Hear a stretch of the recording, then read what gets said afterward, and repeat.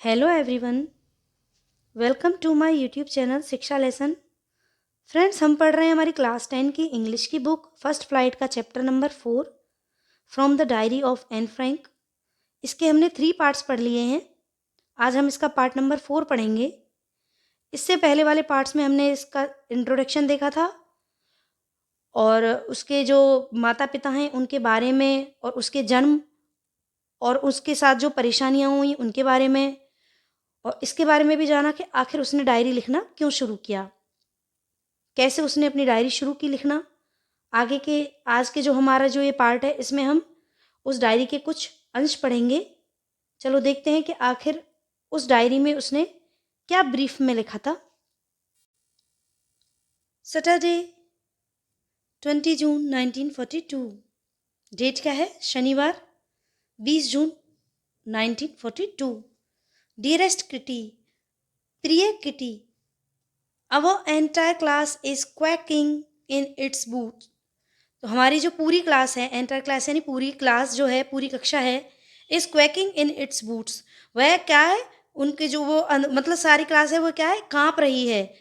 Quaking in its boots यानी उनके जूते जूते जो उन्होंने पहने हुए हैं वह जूते भी कांप रहे हैं, यानी पूरी क्लास उनकी कांप रही है। द रीज़न, कारण क्या है? ऑफकोर्स, हाँ निश्चित रूप से ही, is the fourth coming meeting in which the teachers decide who will move up to the next form and who will be kept back। वह कहना चाहती है कि जो इस पूरी क्लास है जो उसके चिंता का या डरने का कारण क्या है कि फोर्थ कमिंग मीटिंग यानी जो जो मीटिंग होने वाली है, आगे जो मीटिंग होने वाली है, in which the teachers decide, जिसमें कि टीचर्स डिसाइड करेंगे कि who will move up to the next form, कि कौन अगली क्लास में जाएगा और who will be kept back, और किसको इसी कक्षा में रहना होगा। Half the class is making bets. आधी क्लास क्या थी? वह क्या लगा रही थी? शर्त लगा रही थी। बेट्स यानी शर्त लगाना।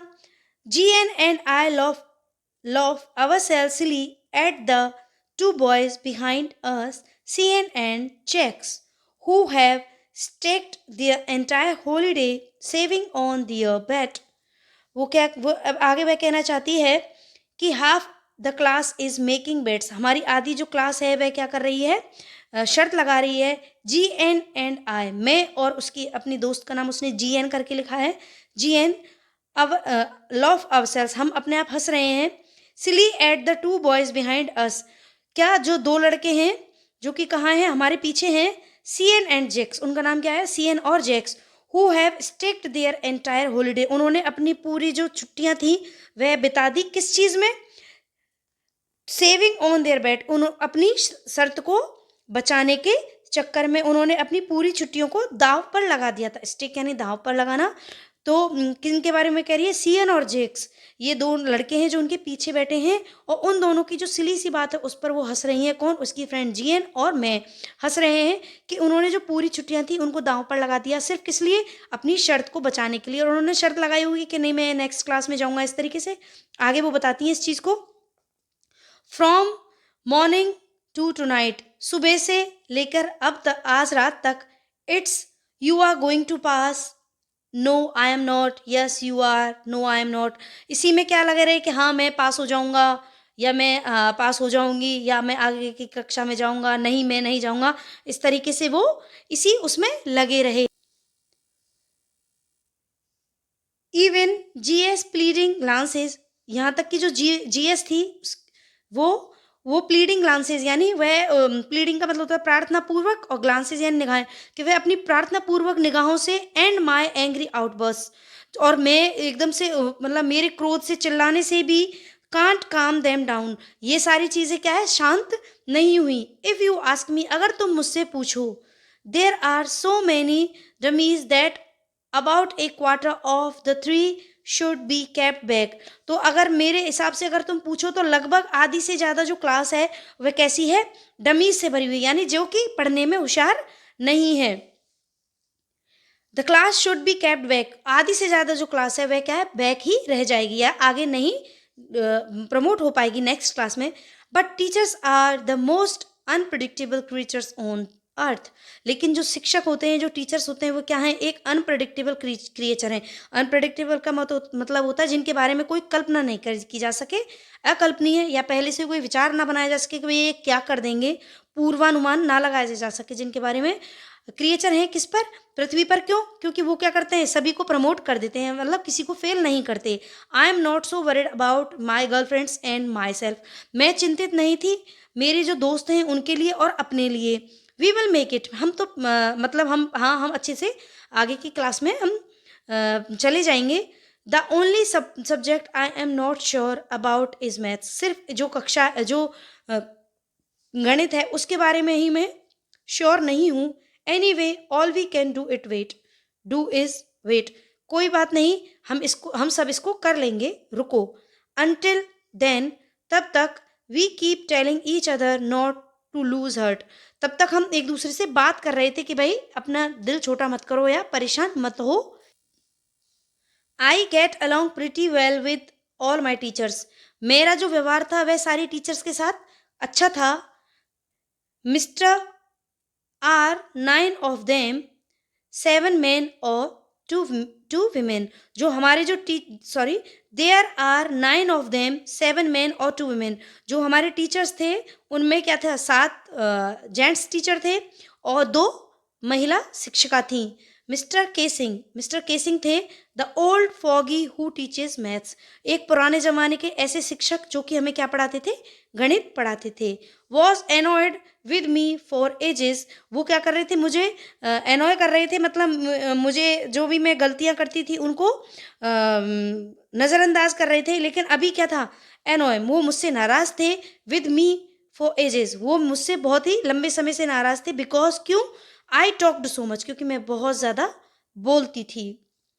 आफ्टर सेवरल वार्निंग्स, बहुत सारी वार्निंग्स देने के बाद भी, ही असाइंड मी एक्स्ट्रा होमवर्क। वो मुझे बहुत सारा होमवर्क भी, एक्स्ट्रा होमवर्क भी दे देते थे। एंड ऐसे on the subject A chatter box. और आज उन्होंने मुझे एक ऐसे लिखने के लिए दिया एक्स्ट्रा होमवर्क में, जिसका टॉपिक क्या था? ए चैटर बॉक्स, यानी एक बहुत ज़्यादा बोलने वाली लड़की। A chatterbox. What can you write about that? तुम ज़्यादा बोलने वाले व्यक्ति के ऊपर क्या लिख सकते हो? I would worry about that letter. फिर मैंने सोचा इसके बारे में थोड़ी बाद में मैं चिंता करूंगी। आई डिसाइडेड, मैंने ऐसे निश्चय किया। आई jotted down the title in my notebook. मैंने इस टाइटल को अपनी डायरी में याद के लिए लिख लिया। जॉटेड डाउन यानी यादगार के रूप में लिखना। टाइटल इन माई नोटबुक, मेरी नोटबुक में मैंने लिख लिया। Tucked it in my bag, और मैंने अपने बैग में इसको टक कर लिया या रख लिया। And try to keep quiet, और शांत रहने की प्रयास में करने। That evening after I would finish the rest of my homework. उस शाम को जब मैंने अपना पूरा होमवर्क फिनिश कर लिया, द नोट अबाउट द ऐसे कॉट माई आइज। तो जो मैंने नोट लिखा था किसके बारे में? ए चैटर बॉक्स, जो ऐसे मुझे एक्स्ट्रा होमवर्क के रूप में मिला था, उसके ऊपर जो मुझे लिखना था, अचानक से मेरी आंखों के आगे आया। I begin thinking about the subject while chewing the tip of my fountain pen. I began thinking, मैंने सोचना शुरू कर दिया, अबाउट द सब्जेक्ट, उस विषय के ऊपर, वाइल च्यूइंग, चबाते हुए, the tip of my fountain pen, मेरे फाउंटेन पेन की टिप को चबाते हुए मैंने उस टॉपिक के बारे में सोचना शुरू किया। Any one could ramble on and leave big spaces. और कोई होता तो वो क्या करता कि बड़ा बड़ा सा जगह छोड़ छोड़ के, गैप दे दे के कुछ भी लिख देता, एक दो पन्नों में कुछ भी, या बहुत सारे शब्दों में एक दो पन्नों में भर देता, ऐसे दूर दूर लिख लिख के। But the trick was to come up with convincing arguments to prove the necessity of talking. वह कहती है कि मैं चाहती तो बड़े बड़े से शब्द लिख लिख के, दूर दूर लिख लिख के 2-3 पन्ने भर देती, लेकिन मुझे लगा कि मुझे इस टॉपिक को बहुत अच्छी तरह से कन्विंस करके और अपने आर्ग्यूमेंट्स रखने चाहिए कि आखिर बोलने की आवश्यकता क्यों पड़ती है, या बहुत ज़्यादा स्टूडेंट्स जो होते हैं या लड़कियां हैं तो बहुत ज़्यादा क्लासेस में क्यों बोलती हैं, तो इसकी आवश्यकता क्यों पड़ी। आई थॉट एंड थॉट, मैंने सोचा और बहुत सोचा। And suddenly I had an idea, और अचानक से मेरे दिमाग में एक विचार आया। आई रोड द 3 पेजेस, मैंने उस पर 3 पेजेस लिख दिए। मिस्टर के Singh had assigned me and was satisfied. जो मिस्टर की सिंह थे जिन्होंने मुझे ये होमवर्क दिया था, ये कार्य दिया था लिखने के लिए, उनको मैंने ये दिया और वो उसको पढ़ के संतुष्ट भी हुए। I argued that talking is a student's trait. वह कहती है कि मैंने इसमें आर्ग्यू किया या मैंने इसमें बताया कि जो बोलना है वह स्टूडेंट का चलन है, and that I would do my best to keep it under control, और मैं कोशिश करूँगी मेरा बेस्ट देने की कि मैं इस चीज़ को कंट्रोल कर सकूँ. But that would never be able to cure myself of the habit since my mother talked as much as I did, if not more, and that trees not much you can do about inherited traits. वह कहती है कि मैं कोशिश करूंगी कि कम बोलने की कोशिश करूंगी या शांत रहने की कोशिश करूंगी, लेकिन I would never be able to cure myself, लेकिन मैं इससे छुटकारा पाने में स्वयं को सक्षम महसूस नहीं करती. क्यों? Of the habit since my mother talked as so much. वो कहती है कि मेरी माँ भी बहुत ज़्यादा बोलती है. I did if not more, and that there's not much you can do about inherited traits. तो वह बताती है कि मैं इतना क्यों बोलती हूँ, क्योंकि मेरी माँ भी बहुत ज़्यादा बोलती है, और अगर मैं ये सोचूं कि मैं इस चीज़ को क्योर कर सकूं तो मैं ये चीज़ क्योर नहीं कर सकती. क्यों? क्योंकि शायद यह चीज़ मुझे इनहेरिटेड ट्रेट्स, मतलब मुझे मेरी वंशानुगत चलन में ही ये चीज़ मुझे मिली है. शायद ये मेरा वंशानुगत चलन है कि मैं बहुत ज़्यादा बोलती हूँ. अभी देख लेते हैं इसमें आए हुए वर्ड मीनिंग्स. क्वैकिंग, चिंता से कांपना.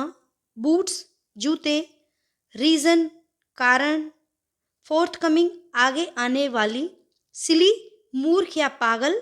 बिहाइंड, पीछे. स्टेक्ड, दांव लगाना. एंटायर, पूरी. बैट, शर्त. प्लीडिंग, प्रार्थना. ग्लांस, निगाहें. काम, शांत. अनप्रिडिक्टेबल, अकल्पनीय. क्रिएचर्स, जीव. आउटबर्स्ट, भड़ास निकालना. डमीज, कम बुद्धि. एनॉय, नाराज. ओल्ड फॉगी, पुराने जमाने के. जॉटेड, यादगार. क्वाइट, शांत. च्यूइंग, चबाना. रैम्बल, इधर उधर की बातें. सेटिस्फाइड, संतुष्ट. ट्रेट, चलन. क्योर, छुटकारा. इनहेरिटेड, वंशानुगत. वीडियो कैसा लगा? वीडियो को लाइक करें, किसी भी क्वेरी के लिए कमेंट करें और अपने फ्रेंड्स के साथ शेयर भी कर दें. अगर मेरे चैनल पर नए हो तो चैनल को सब्सक्राइब करके बेल आइकन प्रेस जरूर करें, जिससे मेरे सारे वीडियोस के नोटिफिकेशंस आप तक पहुंच सके. Thank you so much. Have a nice day.